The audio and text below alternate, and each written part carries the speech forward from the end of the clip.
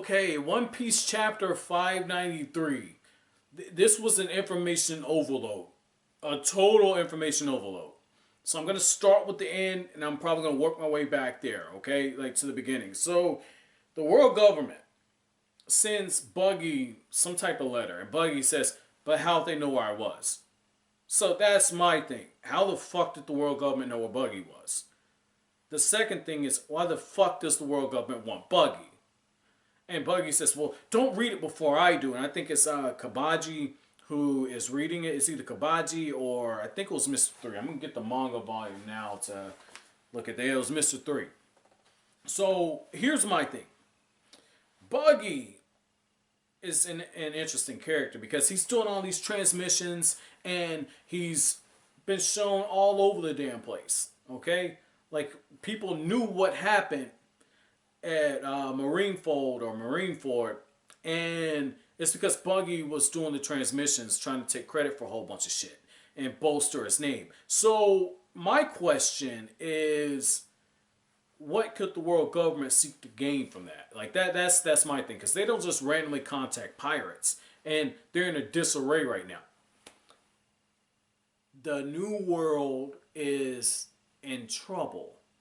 They lost one of the 4 emperors. Well, no, they can't make Buggy a 4 emperor. It's not strong enough. Shit. And I'm thinking the way this emperor shit goes is like you got the 7 warlords, and then when you get to a New World, you just stake out your claim, because it's looking like that's what Whitebeard did. So that can't be it. But it would make sense if they used Buggy as a way to stabilize, because I mean he had his name all over the damn place. He's got Mr. 3, Wax Swoop. He has Alvida, who did a lot to lose all that weight. I mean, I got like some very dirty jokes to explain how she lost weight, but you know, she ate that fruit or whatnot. So this is interesting. Buggy's got his whole crew. He's got some very dangerous people. Dangerous enough to even Whitebeard said that guy's father, the guy that are following him, are really, really powerful, and they'd be a headache if you had to deal with them. And Buggy got a lot of people from Impel down. So I'm wondering if that's going to be a case. If they say, hey, you're an asset to us. Like that would be interesting. So going back a little further, you have Sanji, who is like, no, I'll never wear that dress again. Ivankov, look, that's me on that poster, which is pretty fucking funny, okay? The fact that they're still using Sanji's name, but they got Duval's face, the same guy who Sanji kicked the ugly out of him and restructured his bone structure in his face. Like Sanji out here performing plastic surgery and shit. Not only does he make the awesome ass meals, but he's able to kick the ugly out of fuckers. So you got Sanji telling Ivankov, like, look man, you were right there with Luffy. Get the fuck out of here. You gotta tell me what's going on, dude. Like, okay, fuck it. You don't want to help me? I'll go take one of these ships.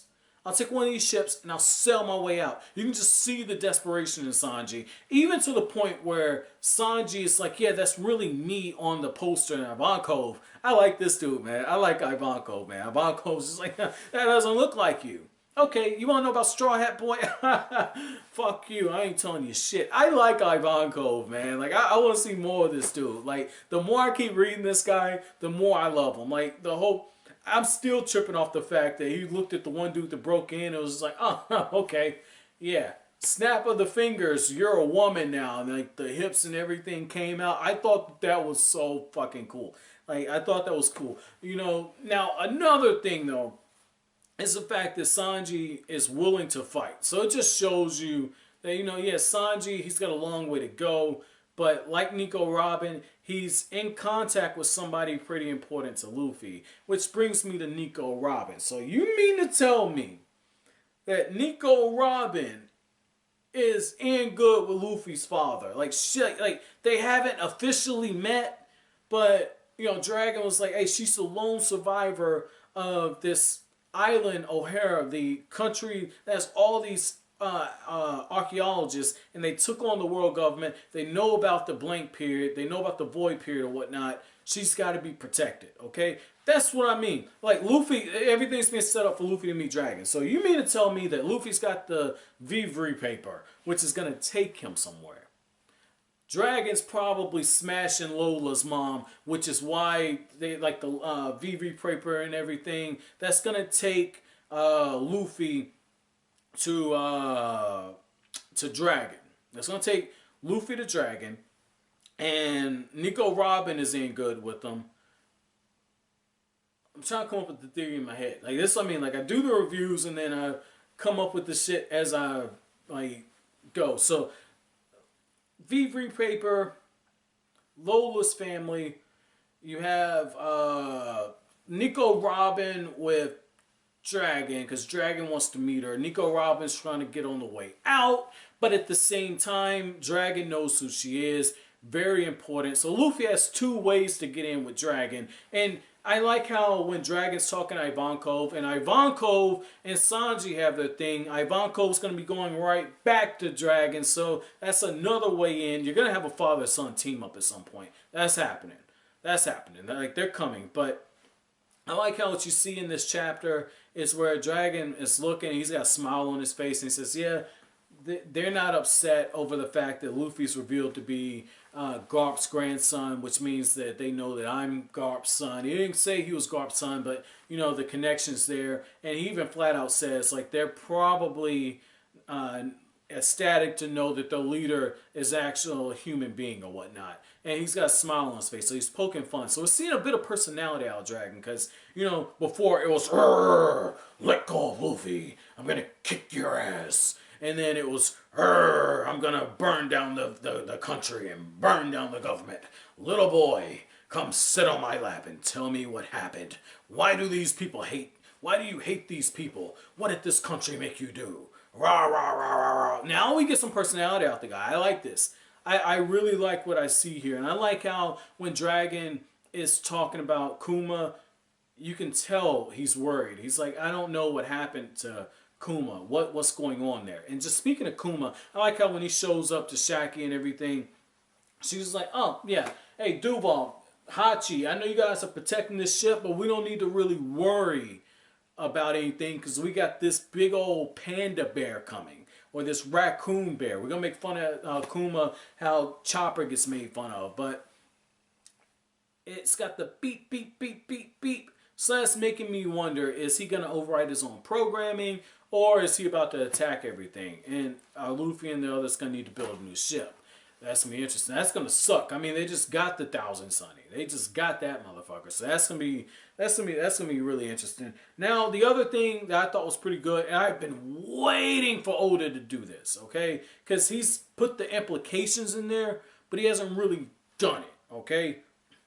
Yeah, Vivi, where she's reading the paper, she's so shocked about everything that's going on with Luffy. And you got this moment where Cobra, I think Cobra was Vivi's father. It's been a while since Alabasta. But Vivi's father is just looking, he's just like, hey, did you guys get rid of all the pirates? And Pell, still can't believe this motherfucker's still alive. I don't like that shit. Like, I know he's got the Logan fruit, and I don't give a fuck. Or Logan fruit, or the zone fruit, that's what that shit, I don't give a fuck, man. Motherfucker should have died.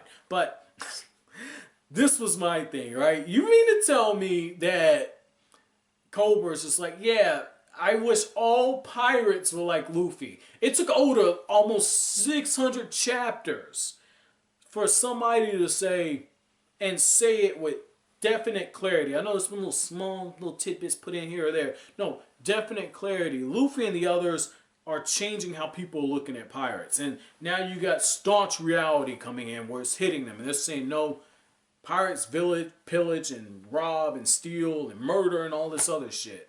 And so they're having to defend Alabasta. It just shows you that it's chaos right now. It's becoming the Wild Wild West. And I like that. That's really interesting. It's really interesting that that's happening. And you got Crocodile. Now I want to know what the fuck Luffy announced, okay? I'm really thinking that he disbanded the Straw Hats just based off of the reactions and everything. And the other thing I'm wondering if Luffy said to the world government, hey, I'm still alive. Next time you decide to kill me, do the shit properly. Meet my ass in the new world, bitches. I'm wondering if Luffy just did something like that. Just went ahead and let the nuts hang out, had his dick just all swinging and everything. And it's like, yeah, next time I see these three admirals, now I'm going to backhand you. I'm going to smack you with the back of my dick and wipe my nut on your face. Like, I wonder if Luffy just did some crazy shit like that. Especially to Akainu, because Akainu put himself inside of Ace, man. And got deep inside of Ace and punched the fist all the way through him. So I'm wondering if it's something like that. I'm wondering if Luffy just went all the way there for it. And that's like the most shonen main character type thing. It's like you're in the face of adversity. You're outclassed. And then you say, fuck it, I'm going to get your ass one day. Like, I wonder if it's some shit like that. Because, you know, Luffy's got the idiot tendencies in him, man. Because even Crocodile says, like, with the type of injuries he has, he's in no room to even be thinking about making proclamations like that. So that's what I'm thinking. So my chapter question to you guys is going to be similar to the last one. Out of all the interactions that we got in this chapter, which one was your favorite? You know, because Oda kept jumping from scene to scene to scene. Which one was your favorite? But as always, guys, if you like anything I had to say, don't forget to comment, rate, subscribe, share. Thank you so much for watching, guys. Have an awesome day.